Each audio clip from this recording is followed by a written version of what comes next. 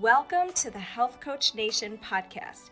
My name is Hailey Rowe. I'm a sales and marketing coach and strategist for health coaches, life coaches, and wellness professionals who want to become a leader in their field by building their online community, rocking their sales process, and finally feeling confident about how they promote themselves and their marketing. On this show, we talk about tips to grow your business, save yourself time, and finally be able to create a sustainable, profitable business. Let's get into it. Hi, everybody. Today I am here with Paul Mumford, and he is a video marketing expert. We're going to be talking all about Facebook Lives, video for your brand. How do you show up on camera? How do you overcome those on-camera nerves? Because Paul knows what he's talking about. And so, Paul, I just want to give you a chance to introduce yourself to our Health Coach Nation audience and tell us a little bit about what you do. Okay, so thanks, Hailey, for inviting me on. It's good to be here. I'm in the UK, as you can tell by the accent. So it's kind of 9 p.m. here, and it's been chucking it down with rain all day. But it's good. It's much cooler here than it has been this week because it's been mighty hot this week. But then you know all about heat. If you're in the US, you're used to that. Anyway, here's what I do.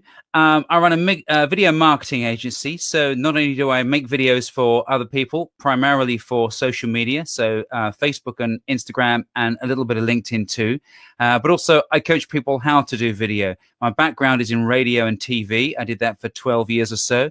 Then I set up my own business selling video content, essentially, which led to a book deal with Bloomsbury. You may have heard of them. They're Harry Potter's publisher in the UK.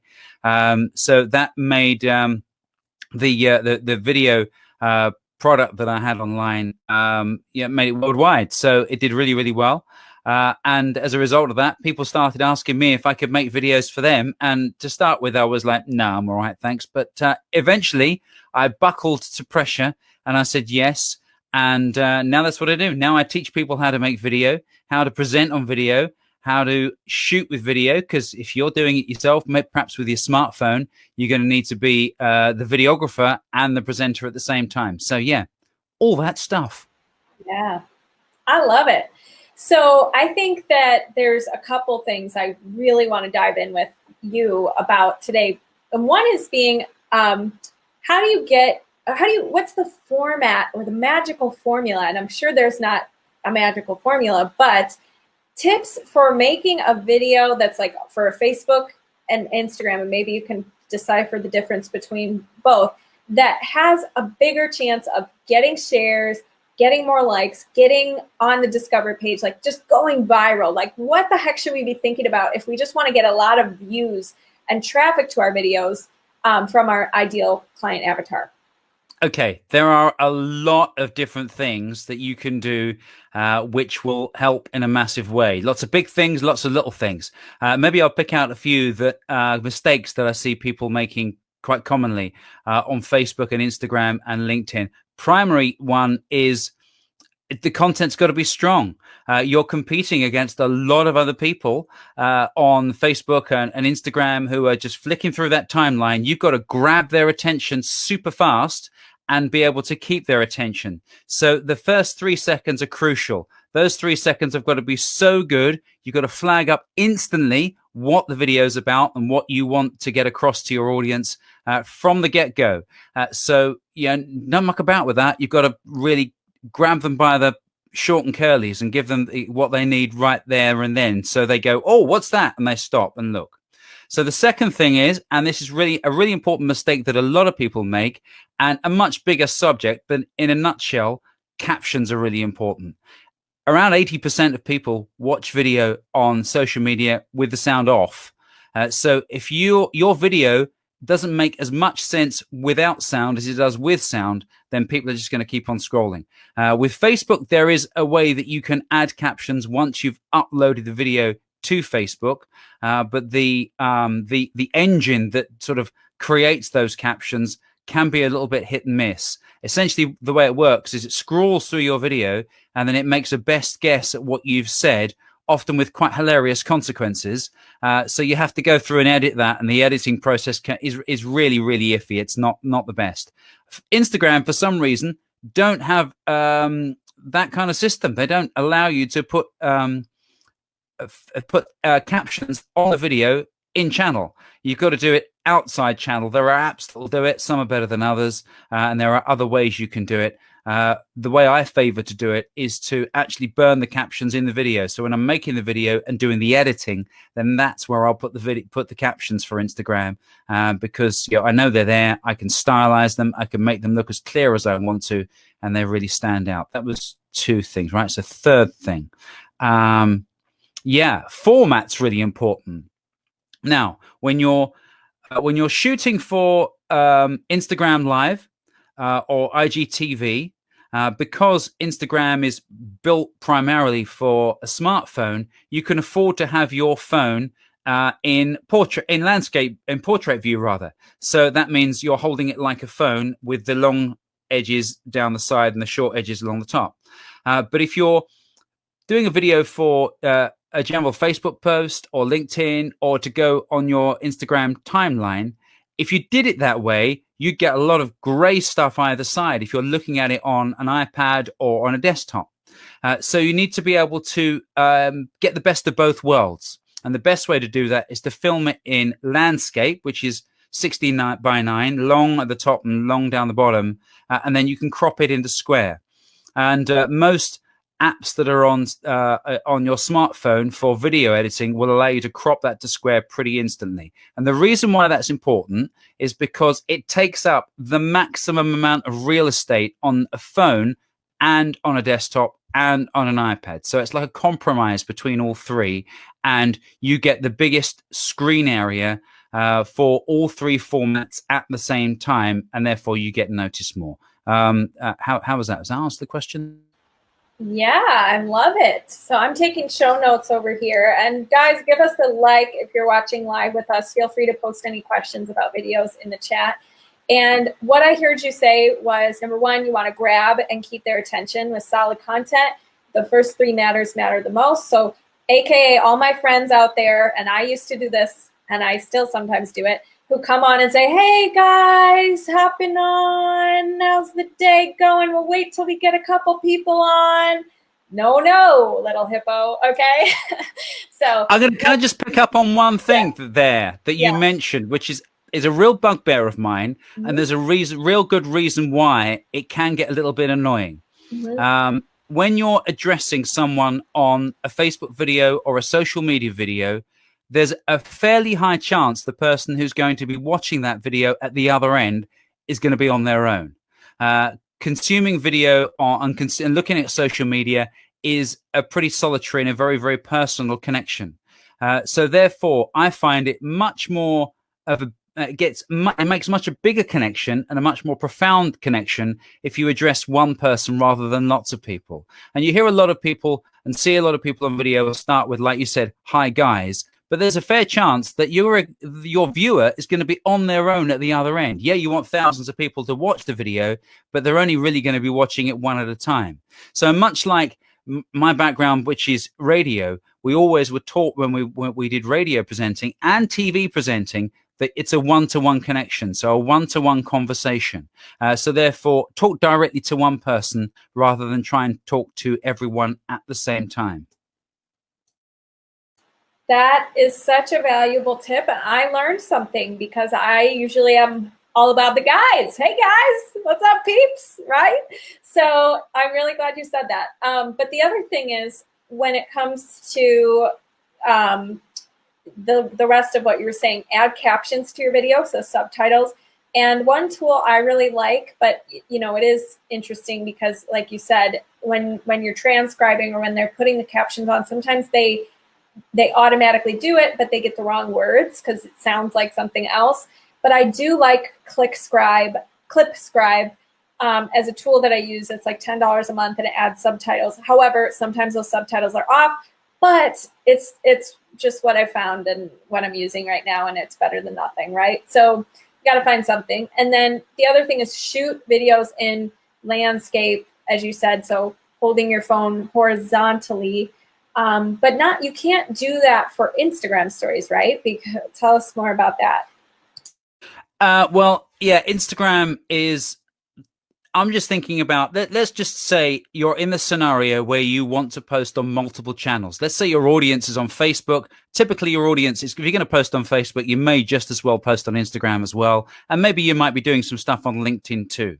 So in order to post on all three at the same time, you don't want to be making 3 videos and shooting them 3 different times. You want to be just doing one and pushing it out to all 3 channels. Perhaps maybe if you want to do perhaps a longer video on Facebook because you get more time, and LinkedIn, and perhaps if you're in the timeline on Instagram, you only get 60 seconds. So here's what I do, which saves a lot of time. If I've got one video to make and one message to get out on all 3 channels, I might record a longer video, which will go out on LinkedIn and Instagram and Facebook rather, and then edit it for Instagram. And then the other option is, if you wanted to do something that will go into IGTV, so therefore you get more time, really in order for that to work properly, you've got to start shooting the other way. So it really is a choice on where your audience live and how they consume your content.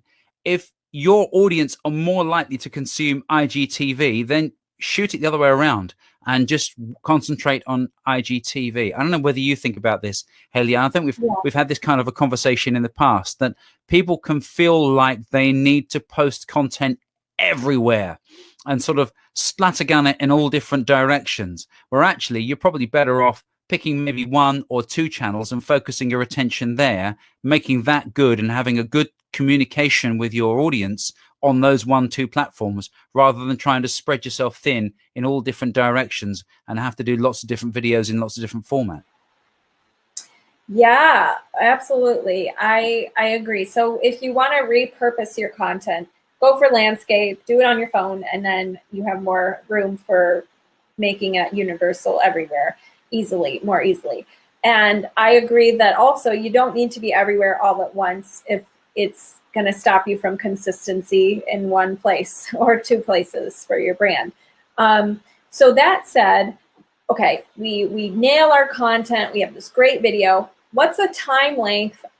And maybe it's different for different platforms, but do you happen to know, like, what are some stats around time length, or what do you recommend for how long should our videos be? That depends on a few things. So it depends on what you're talking about and what your subject matter is. Like, for instance, I've made quite a lot of cookery videos in the past, and you can hold people's attention for longer with a cookery video because there's a reveal at the end. They want to wait to see what the product looks like when you've made it. So you've got a better chance of holding on to your audience. And ultimately, your goal is for people to watch your video from start to end. So depends on how the second part of that is depending on how experienced you are. If you're really good at making a video and you can hold people's attention for more than 60 seconds, maybe 2-3 minutes, then sure, make a 2-3 minute video. But if you're new to the game and you've not done it before, I would say better to start shorter, because you've got a better chance of holding your audience's hand through the whole thing. If you're not that confident or not yet that experienced at presenting and getting your message across in a concise way. Does that answer your question, or have I gone off on a tangent there? No, it makes total sense. So the rule is, there's not really rules, but typically people have short attention spans. If you can hold their attention with some kind of cool hook until the end, and so you can thoroughly explain something, that is a good strategy to use, is really giving something to look forward to till the end. And if you're new to video, maybe just keep it as concise as possible, get your message out and get off, because it takes some time to get to the skill set where you can hold somebody's attention for a long time. But don't make it long for long's sake, if that makes sense. If you can get your message across and say what you need to say in 60 seconds, then do it in 60 seconds. I make a big habit of making a lot of my videos 60 seconds in length, full stop, the ones I do for myself rather than for clients, and therefore I can then post it out on my 3 main channels, and I don't have to edit it any length. It's perfect for Instagram, Facebook, and if I can get my message across in 60 seconds, then you know, I've captured people's attention for 60 seconds, and that's pretty much all there is. But obviously then if you've got a longer thing to explain, or like I said before, something that has a big reveal at the end, then you've got a better chance of holding on to your audience for longer. The other thing to bear in mind with videos is with Instagram, if it's on timeline, they know they're going to get 60 seconds. If it's on YouTube, for instance, as soon as you press play, you know how long that video is going to be. So if you're boring from the outset and you see on that timeline that you've got like 4 minutes of boring video to watch, people are going to head off somewhere else and go and look at kitten videos and something. So the best bet is to really, like I said before, hit them with grab them by the short and curlies at the beginning. So if you've got a 4-minute video, then people are compelled to watch the whole lot because they're compelled from the start. Yes. Okay. So that makes total sense. And when somebody is watching your video, I think you just nailed something. Don't be boring. And that brings me to video voice, which is something that I think some people really, I know this because I worked with clients and I've helped clients with their social media before. And it's funny because I'll talk to them in a meeting or in person and they're like, yeah, like, woo, they're super normal, right? And then as soon as the camera goes on, it's like, hello, everyone, my name is, their voice, they change. They're not the same person, okay? So my question is, how do we get over those nerves? How do we not become a robot or a different person when the cameras come on? Great question. And the answer to that is don't be a presenter. So I don't know, Hailey, pick your favorite. Who's your favorite or a big presenter on TV that you watch on a regular basis? I'm not quite sure who that would be in the States. I don't watch shows where people have to present. I watch Real Housewives. Like an anchor, perhaps, you know, like on a late show, something like that. I don't even watch Jimmy Fallon. I like Jimmy Fallon. Yeah, good example. Jimmy Fallon. So if you met Jimmy Fallon in the street, I've never met him, but there's a fairly big chance he is going to be exactly the same as the Jimmy Fallon you see on TV. So there's a guy on UK TV which you won't have heard of, called Andy Peters, who's on our breakfast TV station every single morning, and he is. You would look at him on TV and think there's no way you're like that in real life. But having met him a few times, I can guarantee you he is like that in real life. And the best presenters are just being themselves on camera. That's why we love them. That's why we engage with them and we relate to them, because they're just being themselves. We have a couple who do a morning show here in the UK, Philip Schofield and Holly Willoughby. You may have heard of them, you may have not, but they are just being themselves on TV. They get on with each other like a house on fire, and that comes across on the camera. You can see their connection with one another, and they're very, very natural on screen. They muck around a little bit. They fluff things up, and that's all part of their magic, and that's what makes them so popular. So to answer your question, don't be a presenter. Be yourself. And that's what's going to make you unique as well, because we're all unique. We're all different people because we are just ourselves. And people will relate to you and will warm to you more if you're not trying to be someone you're not. Yeah. Okay. So being yourself. Now, I know so many people watching this, and I have a particular person in mind. When you're looking in the lens, it's like, it just feels awkward. And it feels like, well, how do I be myself when I'm talking to myself, looking at myself in a camera? So what would you say to, like, how do we just be ourselves? Yeah, you're right. And this is a question I get asked a lot, which is, it's a great question. Because essentially right now, even though I'm talking to you, Hailey, I'm just literally staring at my phone. And if you're not used to doing that, or if you haven't got a way to get around that, then you just feel a bit stupid, don't you? And I totally get that. Back when I started I used to work on morning radio on a big network in the UK. When I started doing it and I jumped in at the deep end, I was asked from cold almost if I fancied doing a breakfast show. And I thought, yeah, all right, I'll do that. I'll say yes to anything and then work out how to do it afterwards. But I had to get over the problem of communicating with a person that I couldn't see, and B, couldn't answer me back. And when you haven't done that before, that's very, very difficult. So the way I got around it, and I was working with a few coaches, morning show coaches, who used to help me to put the show together.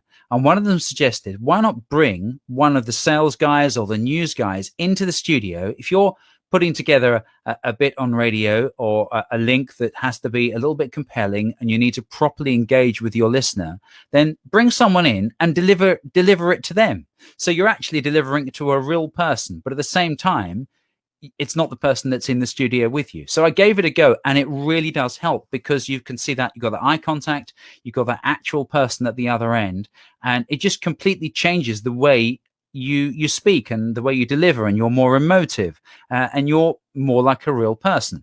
Obviously, if you're in a situation like this and you're recording a video for social media, it's a little bit different, but you can still employ the same tactic. I always say to people that I coach that you're not talking to an inanimate object, be it a camera or a smartphone.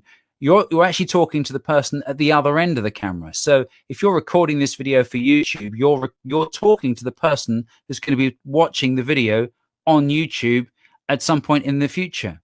And if you've done your research and you know a little bit about your audience and you know who you're trying to communicate with, then you can almost picture that person in your mind.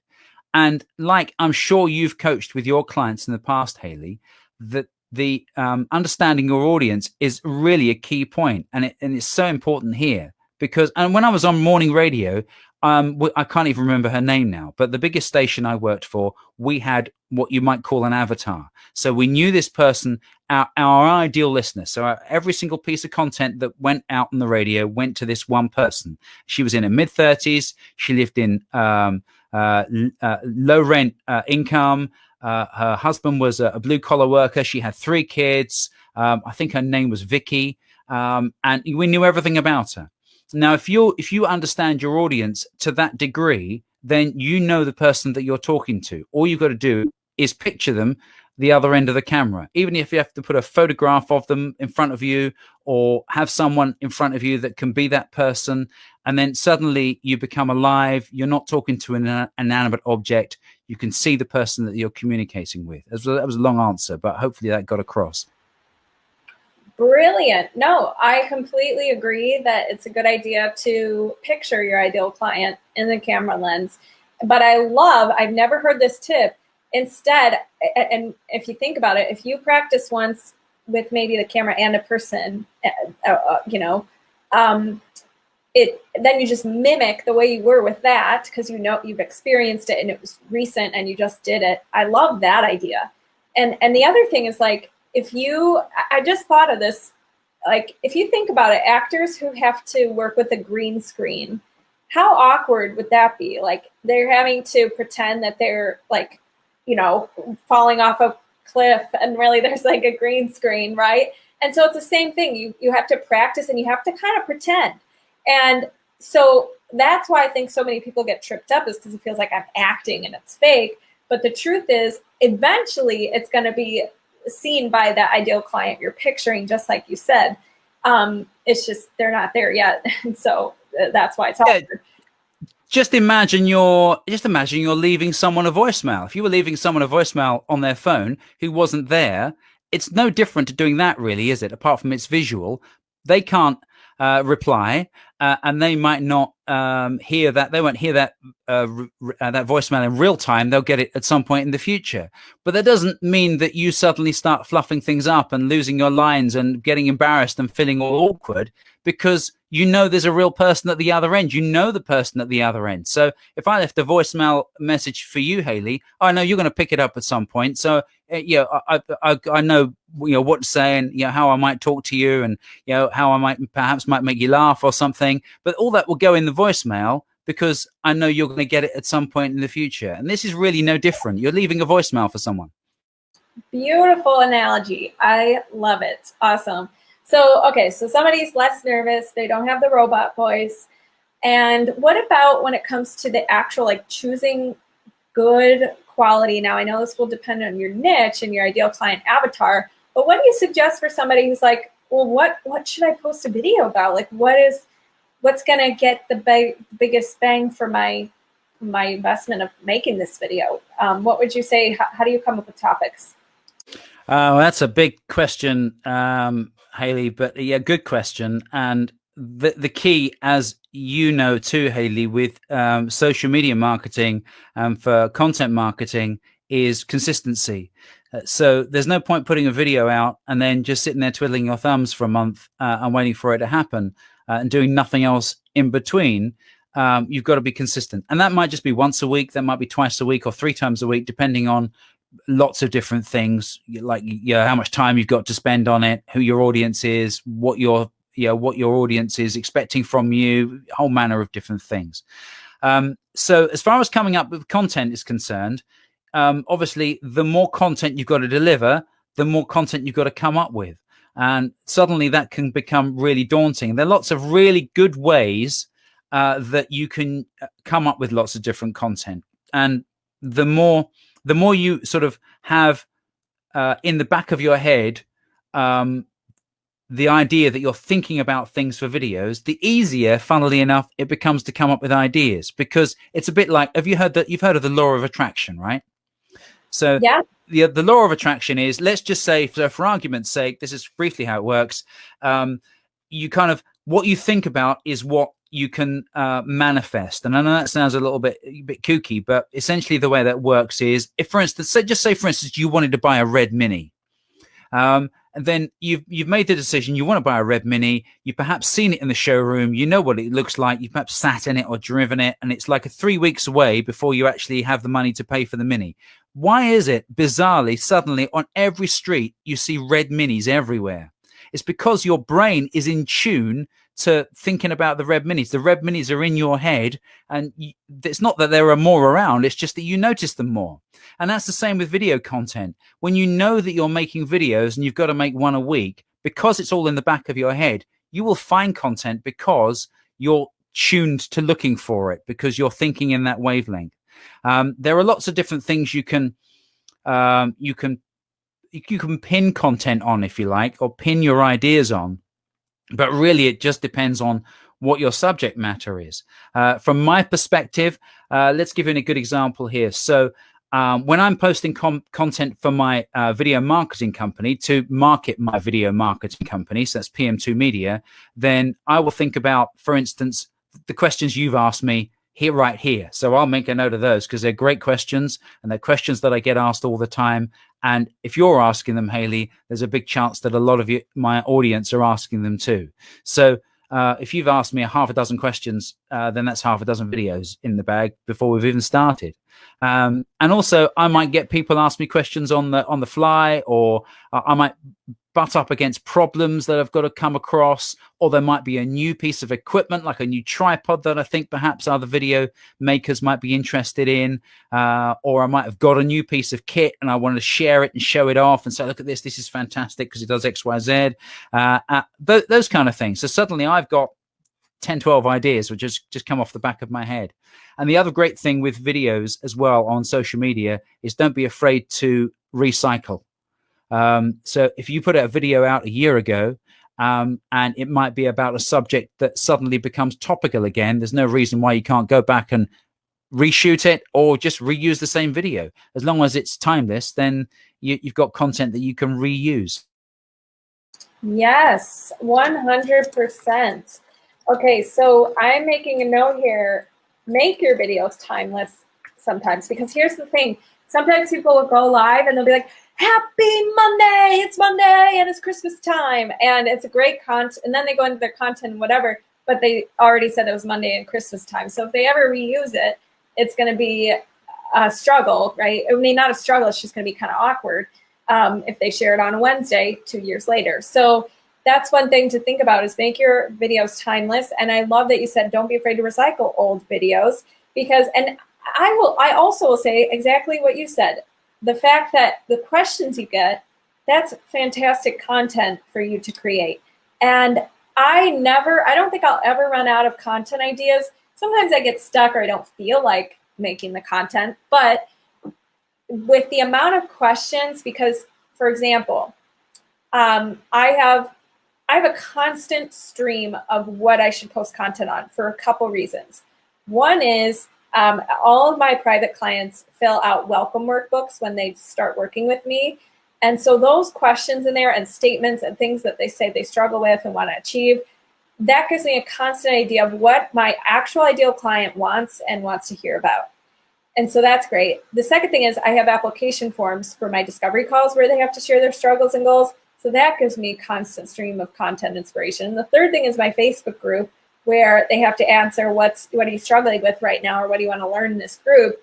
And so that gives me a constant thing. And then FAQs, like what questions you get in the DMs or whatever. So I think that if anyone comes to us anymore, Paul, with the excuse that I don't know what to post about, is that I highly recommend getting more places where you're communicating with your audience, and you will never run out of ideas again. Would you agree? Yeah, we do totally agree. I totally agree with that. We have a 6-week video marketing course that we run through our website, which is all video based, and it teaches you, about the basics of audience, understanding your audience, right the way through to looking at analytics and understanding how your video performs through insights on Facebook and Instagram, etc. But we spend 1 week talking about content and how to come up with content, with lots of different ways you can look for content. You can look at content in the news. And I tell you something, this is a really powerful one, right? And I've seen a couple of my my clients do this. Think about topical stuff. So if something's in the news that relates to whatever your niche is, sorry, I call it niche. I can say niche if it makes you feel more comfortable. So if you know what your niche is, and there's something in the news that relates to your niche, then straight away you've got video. And obviously, because people are talking about that, it's viral content potentially. It's certainly trending content. And that's perfect video content to put out as long as you're quick enough. And what I've noticed some people do in the past is if they want a bit of media exposure, like on local TV or local radio or something, then they might share that video with their local radio station and say, look, I've been talking about this on social media. If you want to get a guest on to talk about this particular subject, then here I am. And that's how you start hitting a wider audience and get exposed in the media too. I love it. Yes. So being relevant and pitching yourself, even if you make a solid video or the topic is something you're an expert on. I love it. So also, when it comes to making viral videos, I'm just curious, do you have an example of maybe a client's video you did or a video you did that got way more attention and views and feedback than you would have ever expected? And what was it? Oh, that's a good one. You've thrown that at me. Let me have a think. One that's done better than I would have expected. Okay, here's a good example. Right, so we were working for a company. Have you ever heard of a product called Vibram 5 Fingers? Yes. Yeah, cool, good. That's a good start. So for those of you who don't know what they are, you're welcome to Google them after we finished here. But they're a running shoe. But they're a running shoe that promotes a freer way and a more barefoot way of running. So a more natural way of running.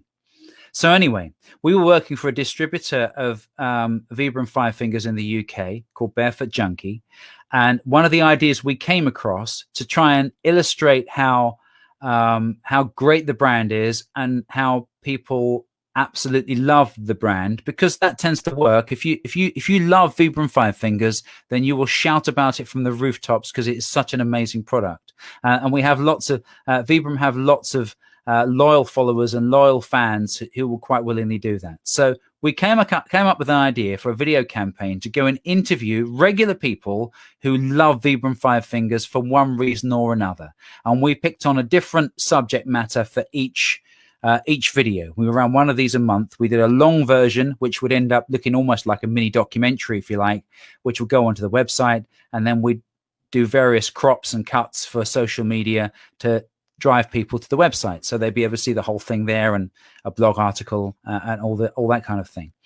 So we had one guy that we interviewed who actually I just stumbled across him on LinkedIn. I think I was looking for some people to interview who wear Vibram Five Fingers, and this guy had gone out to Borneo with his then girlfriend to help the efforts to rescue orangutan who have been displaced because of the palm oil industry in Borneo.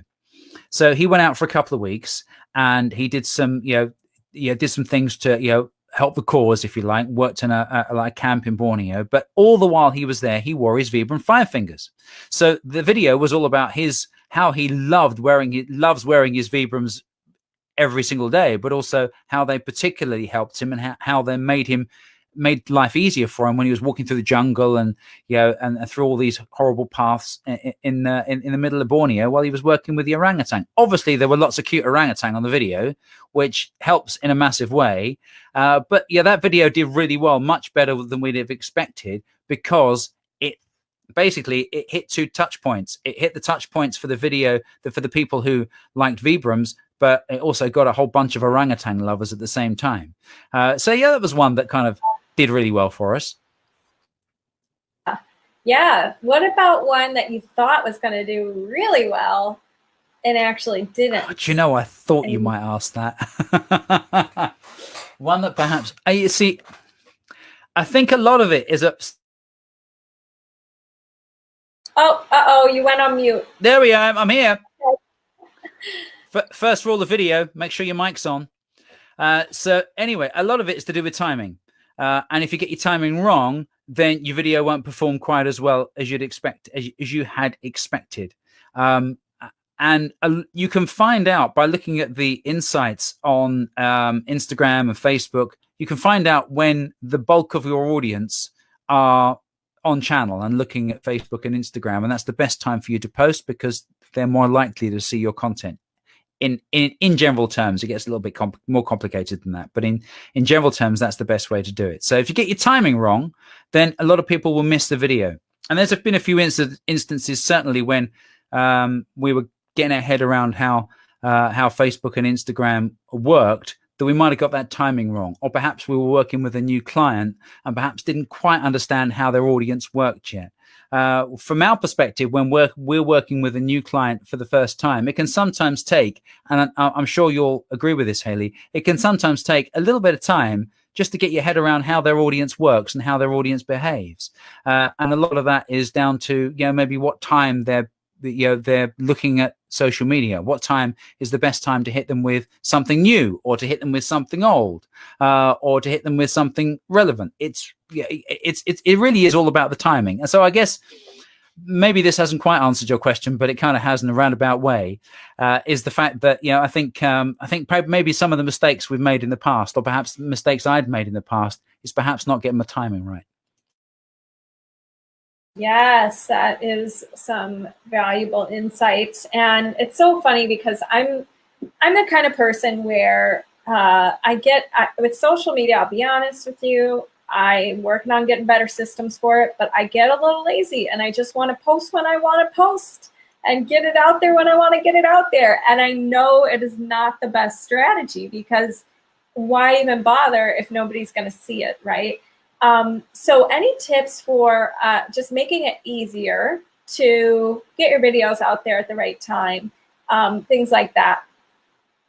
I will just something else that's just occurred to me on that last question, which I think is a really important subject, is on social media, people like to be social, and Facebook and Instagram like you to be social, right? So they love posts that get responses and sort of spark up a conversation.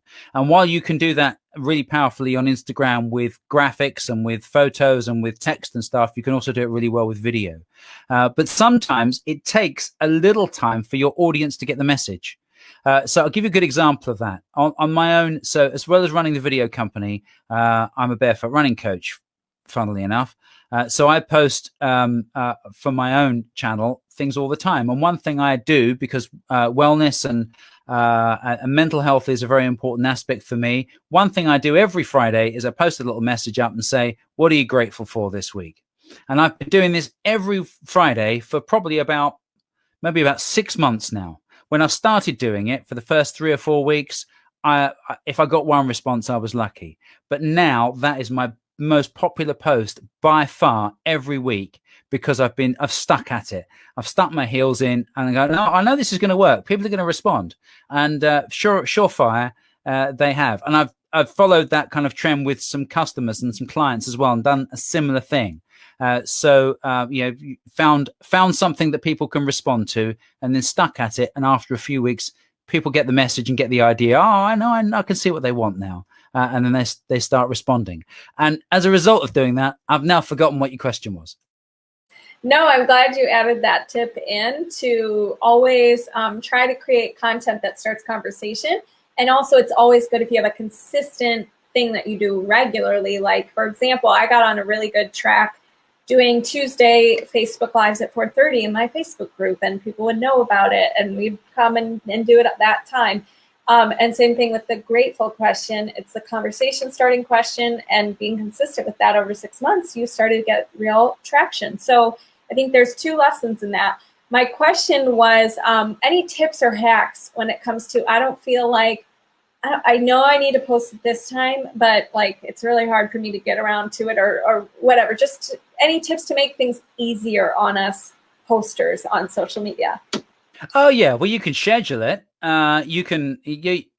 So at the moment, I'm looking after 5 accounts for 5 different clients, and Monday, Tuesday are my scheduling days. While I think you might agree with me, you might have a different take on this, Hailey. But I think if you do scheduled posts and nothing else, then Facebook and Instagram can sometimes think that's perhaps a little bit spammy. So it's nice to do some live stuff as well, and live post at the same time. But you can certainly schedule all your posts. Because I work predominantly in Facebook and Instagram, I use Creator Studio to do that. But if I'm posting to LinkedIn and doing scheduled posts to LinkedIn, there are things like Hootsuite, which will do that really well. And I'm sure, Hailey, you know a few more. Is that the answer to the question you were looking for? I wasn't looking for any type of answer, but yeah, that works. So use Hootsuite to schedule posts. I know there's Later for Instagram. It's like Laterr. I know there's Buffer. So there's a couple different ones. And my other thing, I just want to go back. Let's go back to the phrase. What was it? Grab them by the curlies. Grab them by the short and curlies. Grab them by the short and curlies, guys. Okay. Do you really need me to explain that? I don't, but I like it. I think it's okay. Cool. Great. Okay. Good. Yeah. You know what it means, right? Good. It's a fun little phrase, okay? Everyone's I'll have an Australian or somebody like you in the UK, and you guys have these fun little things that you guys say. And it's one of my highlights, okay? But yeah, anyway, write that down. You can save that and impress your friends. That's going to be my next video title. Anyways, okay. So we talked about how to get your video out there. We talked about how to structure your videos. We talked about how do you decide what kinds of videos to post. Is there any questions you feel like I should be asking you when it comes to thinking about our audience, coaches who make videos? Any terrible things you see or that I forgot to ask you that we should point out and try to prevent or share with our audience?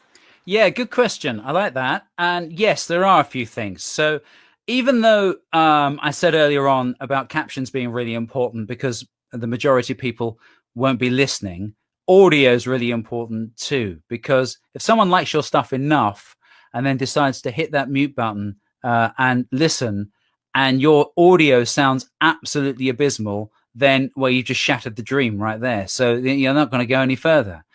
So you've got to keep their expectation high and give them good quality throughout. And that's a lot easier to do than you might think. I mean, first off, you can shoot video quite happily on your smartphone. You don't need to spend thousands of dollars on a decent camera. You've got a smartphone in your pocket. That's great. However, it does have some drawbacks. First off, a lot of people tend to hold their camera or hold their phone while they're shooting video. And the reason why that's difficult is if you're shooting for a long time, for a start, your arm's going to ache and it's going to feel like it wants to drop off. And secondly, because your arm's out here at arm's length, you're going to start shaking, and that's going to look really awful on the video too. So one thing you should definitely invest in is a tripod. And one I can suggest, which is really, I can't show it to you because I can show it to you actually. Where is it? Because I've got another one here. So this, like, you can buy this off Amazon, and it's probably about $20 or something in US money, and that's it. Your phone sits on a clamp on the top, and then you've got a bendy scenario that you can wrap that around anything. So that makes you hands free, so you don't have to hold the phone. The phone is nice and steady; it's not going to go anywhere, and you can start talking with your hands a little bit more, and you've got both hands free. So that's the first thing. Oh, the other advantage with that is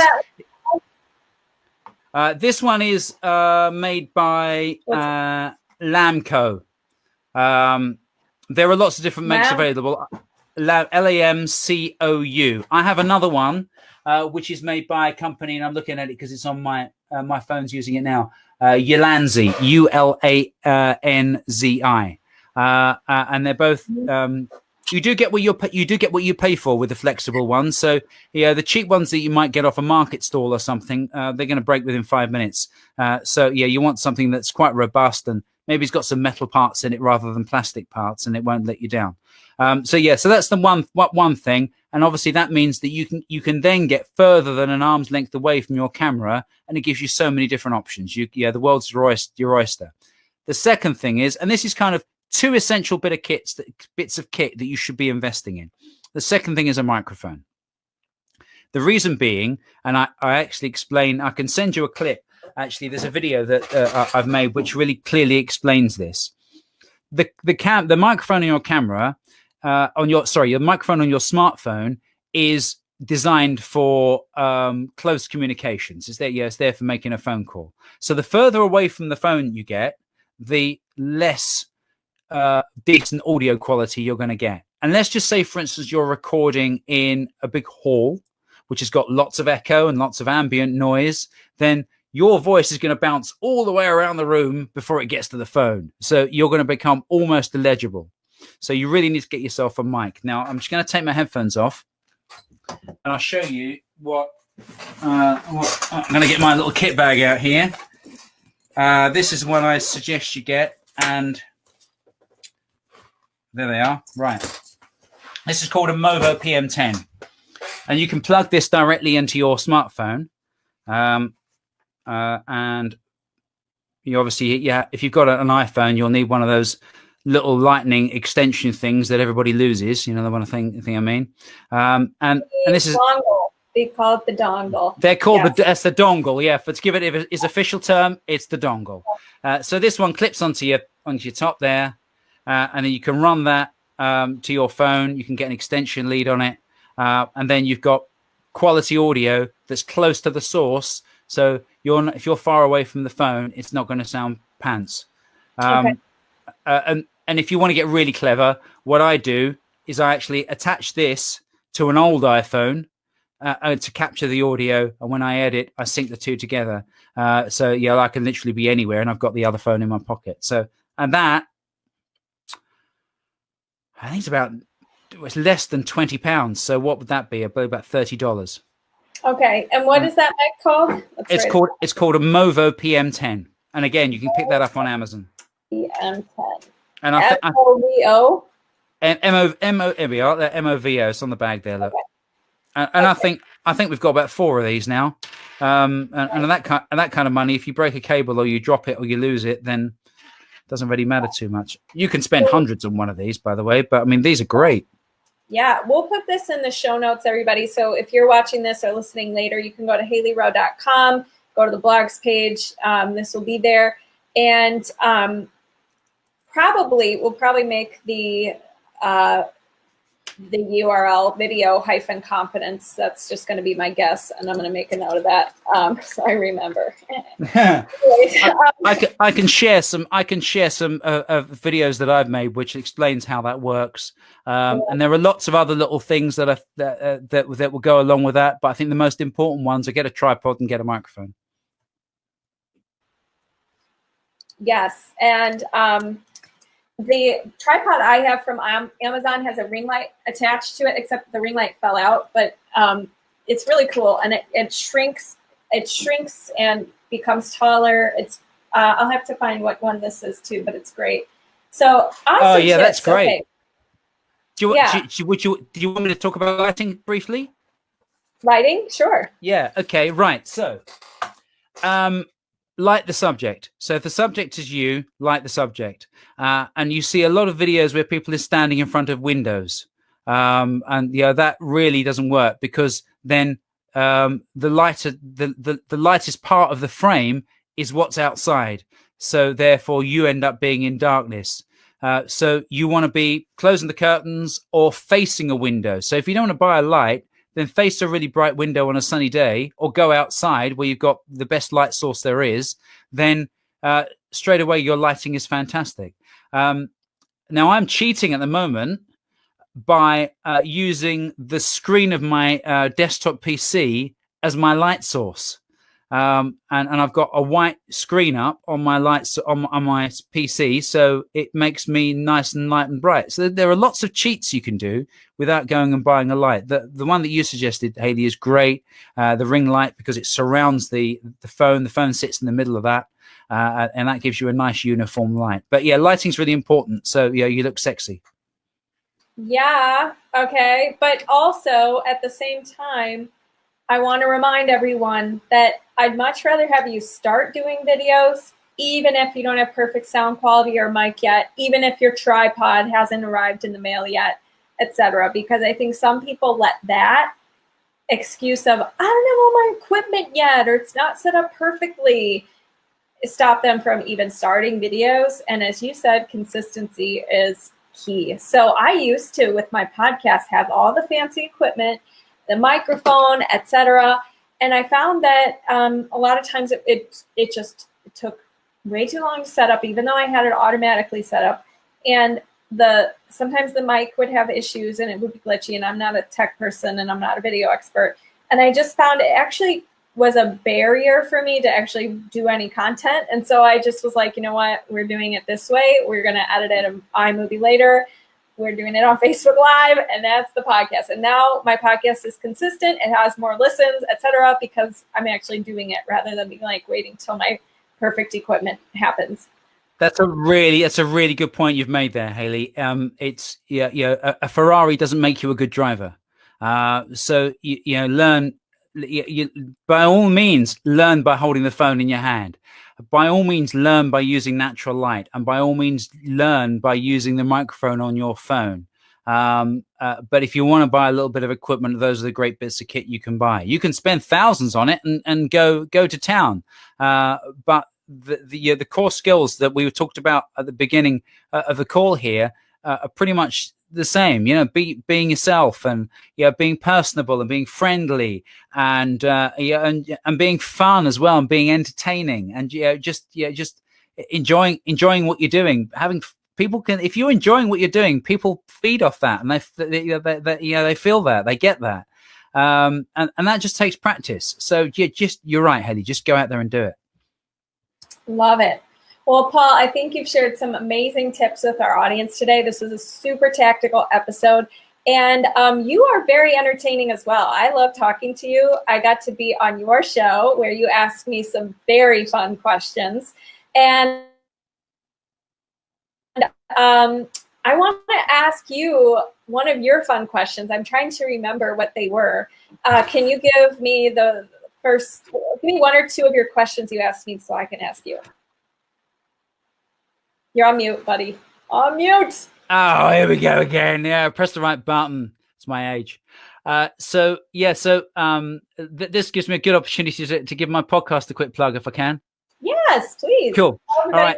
Can find you. Brilliant. Okay, it's called The Big Little Business Show, and I co-present it with Claire Horsley. And between us, we talk to small businesses, and we speak to experts like Hailey, and talk to them about subjects and about things that small businesses can use to help themselves grow. So, for instance, in Hailey's episode, which will air in a couple of weeks' time, we were talking about closing a sale. We've got a lady on this week who's very, very good at making herself memorable. So we're talking about that this week. And next week, we're talking, who are we talking to next week? Oh, do you know, I can't remember who we're talking to next week. Anyway, it's really good. You listen. But anyway, Big Little Business Show. And we always end with a set of questions inspired by Inside the Actors Studio. This is what you're referring to, right? So when Hailey was on our podcast, we fired these questions at her. And is that what you want me to do? Just pick up one of those and answer one of those? Mm-hmm. Okay, so, crikey, I've got to remember they are now. What's your favorite smell was one. What's my favorite smell? Coffee. Oh, okay, right. Okay, so I have a coffee maker in my kitchen, and I love it so much. I'm now on to my third one, exactly the same model, but I've just worn them. I've just worn them out. I'm not a coffee addict, but got to start the day with a cup of coffee. I am. Mm-hmm. Totally, yeah. So I set that coffee machine going. I get in the shower, and while I'm in the shower, I can smell the coffee. Favorite smell. There you go, right there. Okay, awesome. People who are watching, put your favorite smell in the comments. And then the last question would be, so we already shared where they can find you. Is there anywhere else you want to connect with them or give your Instagram or anything like that? Yeah, I mean, I'm in lots of different places. Big Little Business Show on Instagram and on Facebook, you can search it on LinkedIn and get to the podcast. And if you want to come and feel free, if you want to come and bug me and ask me questions about how to make videos, you want some help. If you're making a video and you'd like me to take a look at it, I'll be more than happy to do that. And it's PM2 Media is the company. And again, you just PM2 Media on Instagram or Facebook or your favorite social media channel. Love it. Well, thank you so much, Paul. I really appreciate you for coming on today. And this was a really fun interview. Always a pleasure, never a chore. Ooh, I like it. All right. write it down. Yes. Grab them by the curlies. Short and curlies. Short and curlies. Okay, everyone? Have a good weekend. Adios. Thank you so much for listening to today's episode. And if you liked it and want to reserve your very own free sales audit, go to haileyrowe.com/strategy-call to book your very own free sales audit. On the call, we'll talk more about the common concerns you get from your ideal clients, how to overcome those concerns, how to coach through objections, how to change your mindset around sales, and improve your sales process so you can be closing and converting more clients. I can't wait to connect with you, and go to haileyrowe.com/strategy-call to take the first step. Thanks so much. Have a good day.